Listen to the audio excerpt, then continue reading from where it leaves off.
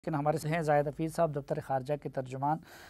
ज़ाहिद साहब, पाकिस्तान इस सूरत हाल और इस डेवलपमेंट को किस तरह देख रहा है? और दूसरा, जो बहुत सारे अफ़गान रहनुमा ख़ुसूसन शमाल से ताल्लुक़ रखने वाले, और जिसमें यूनुस क़ानूनी साहब हैं, सलाहुद्दीन रब्बानी साहब हैं, फिर उस्ताद मुहक्किक हैं, और उस्ताद अता के बेटे हैं, करीम खलीली हैं, ये सब लोग पाकिस्तान आ गए। तो उनके पाकिस्तान आने का मकसद क्या था? जी, सबसे पहले तो सलीम साफ़ी साहब, it's a pleasure to be on your show. Welcome sir. मैं ये समझता हूँ कि आपका ना सिर्फ अफ़गानिस्तान के ऊपर वसी मुताला है, बल्कि आपका बहुत गहरा मुशाहिदा भी है। तो अफ़गानिस्तान पे आपके साथ बात करना जो है वो इट्स अ प्लेजर। आपने जो बात की अभी कि पाकिस्तान, हम इस पूरी सूरत हाल को बड़ा क्लोजली फॉलो कर रहे हैं। हम ये समझते हैं कि देखें, पाकिस्तान का एक कंसिस्टेंट मौक़िफ़ रहा है कि कोई मिलिट्री सलूशन इस कॉन्फ्लिक्ट का नहीं होना चाहिए। हमने हमेशा एक पॉलिटिकल सलूशन की बात की, हमने हमेशा एक इंक्लूसिव पॉलिटिकल सलूशन की बात की। हम आज भी यही समझते हैं कि ये वक्त है कि इस वक्त तमाम अफ़गान साइड्स को लीडरशिप का मुज़ाहरा करना चाहिए। उन्हें इस वक्त भी एक पॉलिटिकल सलूशन तलाश करने की कोशिश करनी चाहिए। तमाम साइड्स के लिए ज़रूरी है कि एक ह्यूमैनिटेरियन क्राइसिस की सूरत हाल को वहाँ पे अवॉइड किया जाए, कोई सिक्योरिटी वैक्यूम की सूरत हाल जो है वो उसे मज़ीद ख़राब होने से रोका जाए।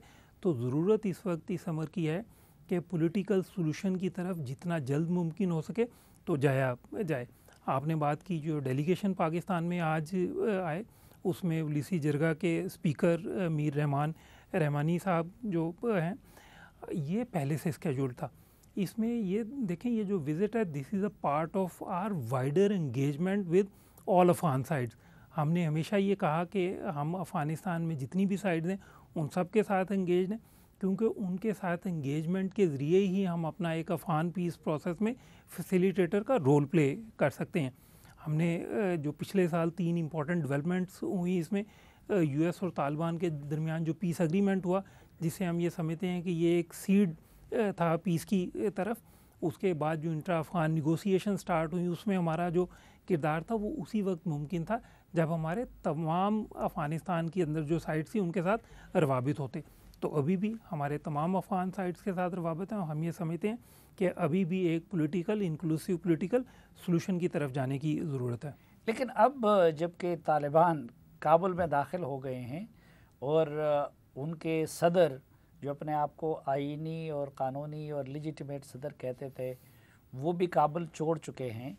और अभी जिस तरह के अनीसुर्रहमान बता रहे थे कि क़य्यूम ज़ाकिर, माफ़ी चाहता हूँ, कि क़य्यूम ज़ाकिर की क़यादत में तालिबान काबुल के कसर या अर्ग या ईवान सदर में भी दाखिल हो गए हैं।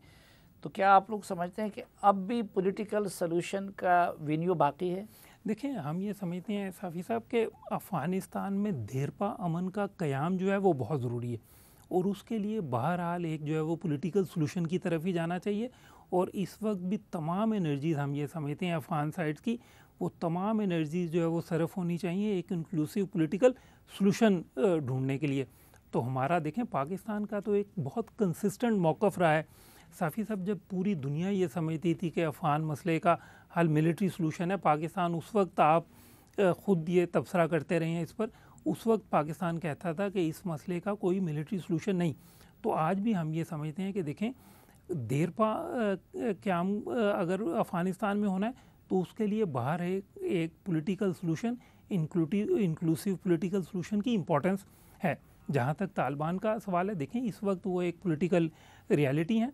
हम अभी भी ये समझते हैं कि अफ़गानिस्तान के साथ इंटरनेशनल कम्युनिटी की एंगेजमेंट बहुत इम्पॉर्टेंट होगी, क्योंकि इस वक्त तमाम इंटरनेशनल कम्युनिटी का ये रोल बनता है कि वहाँ पर सिक्योरिटी की सिचुएशन को किसी तरह अगर कंट्रोल में रखा जा सके, ह्यूमैनिटेरियन क्राइसिस की तरफ जो है वो सूरत हाल ना बढ़े, तो उसके लिए एंगेजमेंट भी ज़रूरी है और फोकस ऑन पॉलिटिकल सलूशन भी ज़रूरी है।